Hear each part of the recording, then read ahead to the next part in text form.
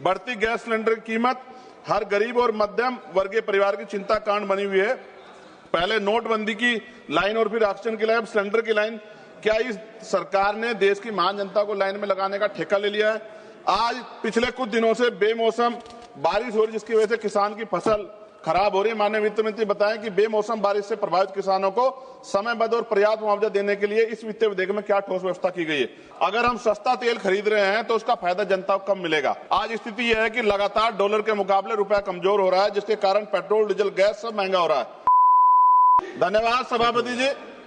मैं वित्त विधेयक 2026 सिर्फ आंकड़ों का मामला नहीं है, बल्कि ये सवाल है कि देश की अर्थव्यवस्था आखिर किसके लिए काम कर रही है, आम जनता के लिए, कुछ खास लोगों के लिए। महोदय, मैं इस विधेयक से सहमत नहीं, क्योंकि इसकी प्राथमिकता देश की असली जरूरतों से मेल नहीं खाती। और जगदम्बिका पाल जी अभी कह रहे थे गैस की किल्लत नहीं है। ये बात सच है कि नेताओं के यहाँ गैस की किल्लत नहीं है, लेकिन आम जनता के यहाँ गैस की किल्लत है। जब हम जाके देखें ग्रामीण क्षेत्रों में, तब हमें इस बात का एहसास होगा। सरकार कह रही है कि देश की अर्थव्यवस्था तेजी से बढ़ रही है, लेकिन अगर ऐसा है तो युवा बेरोजगार क्यों है, किसान कर्ज में क्यों है और मजदूर को काम क्यों नहीं मिल रहा? माननीय वित्त मंत्री जी बताएं कि 7% जीडीपी ग्रोथ का सीधा लाभ देश के किस वर्ग की आमदनी में कितने प्रतिशत बढ़ोतरी के रूप में दिखाई दे रहा है? टैक्स व्यवस्था से बोझ किस पर और राहत किसको? सरकार कहती है कि टैक्स सिस्टम आसान किया गया है, लेकिन सच्चाई यह है कि ज्यादा बोझ उसी पर पड़ता है जो अपनी कमाई रोजमर्रा के खर्चों में लगाता है। टैक्स का मकसद सिर्फ पैसा जुटाना नहीं, बल्कि लोगों को राहत भी देना भी होता है। सरकार कहती है कि विदेश नीति मजबूत है, लेकिन क्या इससे महंगाई कम हुई? क्या इससे ऊर्जा सस्ती हुई? क्या पेट्रोल डीजल सस्ता हुआ? अगर हम सस्ता तेल खरीद रहे हैं तो उसका फायदा जनता को कम मिलेगा। महोदय, रूपा केवल एक मुद्रा नहीं, ये देश की आर्थिक ताकत और आत्मविश्वास का प्रतीक है। आज स्थिति यह है कि लगातार डॉलर के मुकाबले रुपया कमजोर हो रहा है, जिसके कारण पेट्रोल, डीजल, गैस सब महंगा हो रहा है। माननीय वित्त मंत्री जी बताएं कि रुपए की गिरावट को रोकने के लिए वित्त विधेयक 2026 में कौन से ठोस कदम उठाए गए हैं? क्या कोई स्पष्ट रोड मैप है जिससे रुपया स्थिर और मजबूत हो सके? महोदय, महंगाई पर आंकड़ों में राहत, लेकिन घर के बजट में दबाव है। सरकार कहती है कि महंगाई नियंत्रण में है, जबकि मौसमी के जनवरी 2026 के आधिकारिक सीपीआई डेटा के अनुसार खुदरा मुद्रास्फीति 2.75% और खाद्य मुद्रास्फीति 2.13% रही।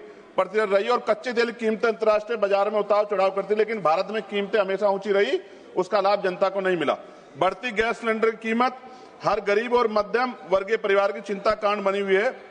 पहले नोटबंदी की लाइन और फिर ऑक्सीजन की लाइन, सिलेंडर की लाइन। क्या इस सरकार ने देश की महान जनता को लाइन में लगाने का ठेका ले लिया है? आज पिछले कुछ दिनों से बेमौसम बारिश हो रही, जिसकी वजह से किसान की फसल खराब हो रही है। माननीय वित्त मंत्री बताएं कि बेमौसम बारिश से प्रभावित किसानों को समयबद्ध और पर्याप्त मुआवजा देने के लिए इस वित्तीय विधेयक में क्या ठोस व्यवस्था की गई है? महोदय, एमएसएमई क्षेत्र भारत की अर्थव्यवस्था की वास्तविक रीढ़ है। छोटे उद्योग की सबसे बड़ी समस्या जटिल ऋण प्रक्रिया, समय पर भुगतान, डिजिटल संक्रमण की लागत, बड़ी कंपनियों से असमान प्रतिस्पर्धा और बाजार तक पहुंच।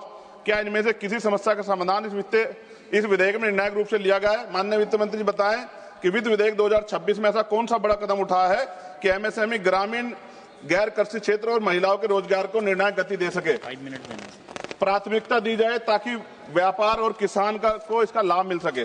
सभापति जी, सरकार कह रही है कि आधिकारिक दस्तावेजों के अनुसार 2025-26 संशोधित अनुमान राज्य के घाटा जीडीपी का 4.4% है। फरवरी 2026 के आंकड़ों के अनुसार भारत के पर लगभग 200 लाख करोड़ का कर्ज है। माननीय वित्त मंत्री बताएं कि ये कर्ज किसके लिए है और उस पर ब्याज का बोझ कितना है? ये कर्ज देश के विकास के कितने काम आ रहा है और उससे उत्पन्न लाभ समाज किन वर्गों को मिल रहा है? नगीना लोकसभा में माननीय वित्त मंत्री जी बताएं इस वित्तीय विधेयक के नगीना क्षेत्र की सड़क और बुनियादी ढांचे के लिए क्या विशेष प्रावधान किए गए? मैं मांग करता हूं कि नगीना क्षेत्र में राष्ट्रीय राजमार्ग नेटवर्क से प्रभावी रूप से जोड़ा जाए, विशेष रूप से नगीना